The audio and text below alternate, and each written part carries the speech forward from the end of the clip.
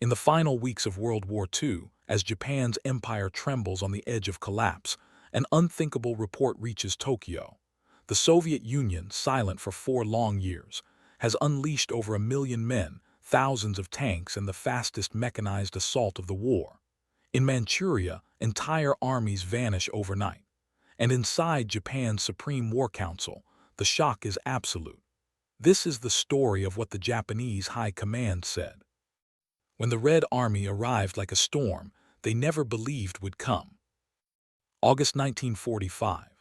Tokyo drifts in a fragile haze of hope, clinging to the illusion that diplomacy can still save a nation already fraying at the edges.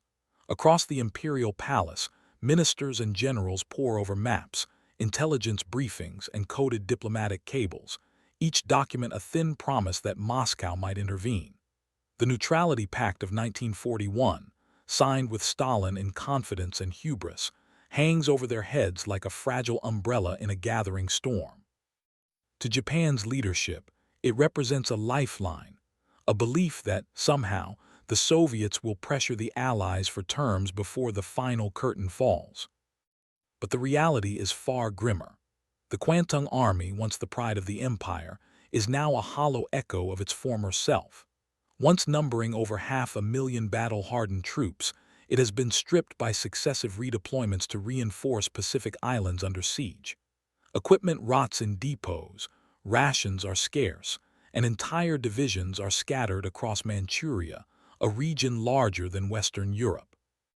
The veterans of Khalkhin Gol and the border skirmishes of the late 1930s, men who once struck fear into the Red Army, now serve alongside raw recruits, ill-trained and ill-equipped. Within the High Command, the tension is a quiet, persistent drumbeat. Senior generals speak with careful optimism, their words veiling the fear they dare not acknowledge. The Soviets are too engaged in Europe, one insists. Manchuria can hold for months, another counters. Yet behind closed doors, unease simmers. Reconnaissance reports hint at unusual Soviet movements, and whispers of massive artillery deployments filter through the bureaucracy. Still, Tokyo clings to its assumptions, wrapped in denial as tightly as the folds of a kimono. The political theater above and the military decay below paint a portrait of a nation gambling on fantasy. Each day without an Allied ultimatum strengthens the illusion. Each delay in Moscow's response confirms their hope. Japan's survival, by every measure of logic, hangs on a thread woven from wishful thinking and stubborn pride. And yet, as August 8th fades into night, a different reality takes shape far to the north. Red Army engineers, artillery units, and armored columns silently position themselves along the borders of Manchuria. Japanese officers remain unaware, their maps and plans blind to the storm gathering just beyond the horizon. At 12:01 a.m. on August 9th, the silence they trusted would break forever. August 9, 1945. Before dawn, the stillness over Manchuria is shattered by a thunderous roar. Across the vast plains and dense forests of the north, 1.5 million Soviet troops surge forward in a coordinated multi-front assault. The Red Army's artillery belts, 26,000 pieces deep, hammer Japanese fortifications, while 5,500 tanks roll relentlessly, crushing bunkers, outflanking positions, and cutting off retreat routes. For Japanese commanders, trained to anticipate months of delay, the speed is unimaginable. Entire defensive lines dissolve within hours. Reports reach Tokyo in fragments, each message more alarming than the last. At a Kwantung Army command post near Mukden, a dispatch flickers through. Enemy armor bypassing fixed lines, positions collapsing, entire regiments outflanked. Another from Harbin confirms the unthinkable. Soviet spearheads have advanced 60 miles in a single day, a pace that dwarfs any Japanese calculation, rivaling the blitzkrieg campaigns of Europe 4 years prior. Phones ring endlessly in Tokyo, the voices on the line strained, panicked, desperate for orders that cannot match the reality on the ground. In the Imperial General Headquarters, disbelief gives way to grim understanding. Hardliners insist on counterattacks, desperate to reclaim lost ground and restore honor. Moderates, more attuned to the stark realities, argue for a strategic withdrawal, aware that the Kwantung Army, once Japan's elite, faces systematic annihilation. Yet each decision is hampered by fragmented intelligence, logistical chaos, and the sheer scale of the Soviet juggernaut. The political and military elites are paralyzed, forced to watch as the illusion of control evaporates. Every step the Red Army takes exposes Japan's overconfidence in its defensive strategy. Fortified positions, supply depots, and communication hubs vanish under relentless artillery barrages and mechanized thrusts. Cavalry units are bypassed. Entrenched infantry divisions are encircled and cut off. By the evening of the first day, Soviet forces have reached the approaches to major industrial centers, a feat that Japanese planners had deemed impossible until weeks into a prolonged campaign. The speed and ferocity of the invasion leave more than just strategic consequences, it shatters morale. For soldiers and officers alike, the battlefield becomes a blur of fire, smoke, and the rumble of tanks. Messages to Tokyo carry not just information but terror. The Kwantung Army is not merely retreating, it is being systematically destroyed. But the shock in Tokyo is only beginning, because the Red Army's objective wasn't conquest, it was annihilation. Inside Tokyo, the city above hums with its usual rhythm, but deep below, in the fortified command bunkers of the Imperial General Headquarters, time moves differently. Every hour brings a fresh wave of reports, aides scurrying through narrow corridors with dispatches hot off the wire from Manchuria. The air is thick with tension, the scent of inked maps and stale cigarette smoke mingling as generals and ministers crowd into dimly lit rooms, faces shadowed by fatigue and disbelief. The reports are grim, almost incomprehensible. The Kwantung Army, once Japan's pride, cannot even form a coherent defensive line. Entire divisions have been outflanked, their supply lines severed, artillery positions obliterated. Officers whisper, eyes darting to colleagues as they try to reconcile the numbers. 1.5 million Soviet troops, advancing over 60 miles in a single day. 5,500 tanks cutting a path through fortified positions. 26,000 artillery pieces raining destruction with precision and speed that defy comprehension. One senior general speaks aloud, a statement that captures the disbelief echoing across the room. The speed is beyond military logic. Another adds, voice tight with frustration, entire border armies have ceased to exist. The most senior officers, men who had survived campaigns from China to the Pacific Islands, shake their heads in silent acknowledgement. We can no longer calculate the situation. Arguments erupt. Hardliners demand a decisive counterattack, a final stand in Manchuria that will demonstrate courage, resolve, and the honor of the Imperial Army. Moderates, staring at the shredded maps and fragmented communications, insist that any such effort would be suicidal, a futile gesture against a mechanized juggernaut whose momentum cannot be stopped. Every decision, every calculation, is undermined by the scale and speed of the Soviet advance. For the first time, the Emperor is briefed with unvarnished honesty. High Command openly admits the unthinkable. Japan cannot simultaneously fight the United States in the Pacific and withstand the Soviet Union in the North. The psychological weight of the reality presses down on everyone in the room. Pride, doctrine, and decades of military tradition clash with the stark arithmetic of modern warfare.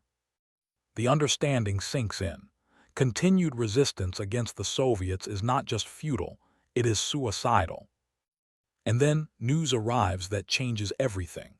Telegrams from the front, once fragmented and delayed, now carry a single terrifying clarity. The Soviets are not stopping in Manchuria. Columns are moving south toward Korea, amphibious units are landing on Sakhalin, and preliminary reconnaissance hints at the possibility of strikes that could reach Japan itself. The High Command, long insulated by hubris and overconfidence, finally grasps the true scale of the catastrophe. The calculations are over. The war that Tokyo thought it could survive is slipping from its grasp entirely. By mid-August 1945, Japan's calculated illusions of control crumble under the weight of an unforgiving reality. Reports arrive in Tokyo with increasing urgency. Soviet amphibious operations have begun along the coasts of Korea and Sakhalin. Reconnaissance confirms that mechanized units are preparing for landings on the northern islands of Hokkaido. Every update, each map marked with red arrows of advance, carries the same unspoken message. The Empire is on the brink of invasion. Inside the High Command bunkers, the atmosphere shifts from disbelief to raw fear.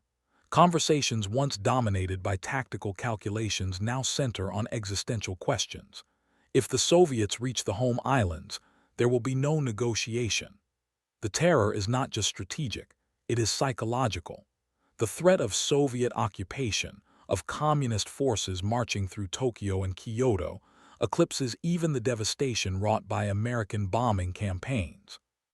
For decades, Japanese generals had trained for conventional warfare, for holding ground and preserving honor. Now they confront an enemy whose objectives are absolute, whose momentum is unstoppable. Private admissions circulate among the most senior officers. The empire may already be finished. Some, bound by code and pride, cling stubbornly to the doctrine of fighting to the last man. Others, eyes dark with grim calculation, acknowledge the inevitable. Entire divisions are shattered, supply lines obliterated, and communication with the Kwantung Army is erratic at best. The generals know they cannot stop the Red Army. They can only delay the collapse, buying minutes that the empire does not have. The Supreme War Council meets in tense sessions, debating surrender as if it were a question of survival versus honor. The Americans, through repeated messages and the aftermath of Hiroshima, clearly seek Japan's capitulation. The Soviets, by contrast, have no interest in negotiation. They advance with precision and speed that leave no room for diplomacy.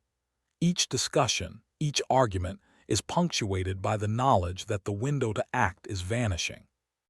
The psychological strain is visible in every corner of the command structure. Junior officers whisper in corridors, aides pace with telegrams that could change the course of history. The emperor is kept informed, though even he must weigh tradition, pride, and the unvarnished arithmetic of defeat. The empire built over decades now balances on the knife edge of national extinction, the decision to surrender not just a political act but a moral and cultural crucible. But even as Tokyo debates surrender, the Soviets are closing in faster than anyone expected. Mechanized columns push south with unstoppable force, amphibious units prepare new landings, and the northern approaches to Japan are already under observation. Japan is running out of time, and with each passing hour, the choice between negotiation and annihilation becomes more urgent, more irreversible. By mid-August 1945, the Kwantung Army, the pride of Japan's continental forces, is no more than a shadow of its former might. Once numbering over 700,000 men, it is now a fragmented, desperate collection of isolated units, struggling to regroup against an enemy that moves with relentless, calculated precision. Mechanized columns, supported by massed artillery and air reconnaissance, sweep across Manchuria with a speed that defies the traditional defensive doctrine of the Japanese military. Entire divisions vanish overnight, swallowed by encirclement and fire. Reports arrive in Tokyo in increasingly stark terms. Officers on the ground detail catastrophic losses, some units reporting 70 to 90% casualties in critical sectors, fortifications abandoned, supply lines obliterated, and rail hubs reduced to twisted steel. Soviet tank brigades cut through defensive belts as though they were paper, infantry divisions encircled and destroyed, communication posts silenced. Any attempt at coordinated resistance collapses under the sheer velocity of the Red Army's advance. Commanders once confident in their defensive plans now send dispatches filled with despair. We have no army left in Manchuria. Scenes of destruction paint a stark portrait of the battlefield. Towns and villages along the route of the Soviet advance are left in smoldering ruin. Forts once thought impregnable lie abandoned, their guns either destroyed or captured. Armored columns thunder through the plains, rolling over tracks and roads, cutting off retreating units and isolating pockets of resistance. The chaos is total, a violent testament to the disparity between Japanese planning and Soviet execution. In Tokyo, the High Command absorbs the reports with a mixture of disbelief and resignation. For years, the Kwantung Army had been Japan's continental shield, its strategic anchor in China and Manchuria. Now, that shield lies in fragments. Discussions in the command bunkers turn from strategy to survival. Surrender is no longer a matter of choice. It is the only option to preserve what remains of a nation already shattered. The psychological weight of the collapse presses on every level of command. Pride, honor, and doctrine clash violently with reality. Decisions made in the days ahead are no longer tactical, they are existential. The empire, which had envisioned prolonged resistance or negotiated terms through diplomatic channels, now faces a future defined by the irrevocable loss of its largest land force, a symbol of both ambition and hubris. And so, on August 14th, the High Command meets one last time, aware that history is already moving without them. The war that had shaped decades, commanded lives, and defined nations is reaching its end, not through strategy, but through the unstoppable force of events they can no longer influence. By mid-August 1945, the Japanese High Command faced a reality it could no longer deny. Cabinet minutes and official records show that, while the atomic bombings of Hiroshima and Nagasaki were catastrophic, it was the Soviet invasion that crystallized the need for surrender. The fall of the Kwantung Army, the empire's largest continental force, left no buffer between Japan and an enemy that had already demonstrated the capacity to sweep through vast territories with devastating speed. For Tokyo's leadership, the threat of Soviet occupation was existential. Unlike the Americans, whose strategic bombing targeted military and industrial infrastructure, the Soviets offered no negotiation, no terms, only conquest and control. Military pride and decades of doctrine unraveled under the weight of this reality. The mythology of Japanese invincibility, built on victories in China, early Pacific campaigns, and the disciplined reputation of the Imperial Army, was shattered in the smoke and ruins of Manchuria. Entire divisions annihilated, fortified lines overrun, and once-proud regiments reduced to isolated survivors forced generals and ministers alike to confront a truth long resisted. Japan's continental empire was gone, and with it, the illusion of strategic autonomy. The human cost of the Red Army's advance was immense. Millions of Japanese civilians in Manchuria were displaced, fleeing homes and towns destroyed in the relentless assault. Soldiers captured as prisoners of war faced harsh deportations to Siberia, enduring forced labor under extreme conditions. Every report from the front carried both strategic and moral weight, a testament to the suffering inflicted by a campaign that left no corner untouched. High Command meetings in Tokyo pivoted from pride to pragmatism. Military planners who had argued for continued resistance now supported the emperor's intervention. Surrender was no longer a question of honor. It was a matter of survival. The Soviet offensive demonstrated that Japan could neither defend its home islands nor negotiate from a position of strength. The Red Army's mechanized columns, armored brigades, and logistical efficiency forced Tokyo to recognize that the war's conclusion would not be dictated by negotiation, ideology, or even atomic destruction alone. It would be dictated by the unstoppable storm advancing from the north. In the end, the Soviet invasion did more than accelerate the Japanese surrender. It reshaped the final chapter of World War II. It forced Tokyo to confront a fundamental truth it had avoided for years. The empire's reach and pride could not withstand modern mechanized warfare, nor could it resist an opponent unbound by diplomacy. The lessons of Manchuria, both tactical and psychological, echoed far beyond the battlefield, marking the definitive end of Japan's continental ambitions and the collapse of a military mythology that had long defined national identity. In August 1945, Japan did not surrender because it lost hope. It surrendered because the storm from the north made survival itself impossible.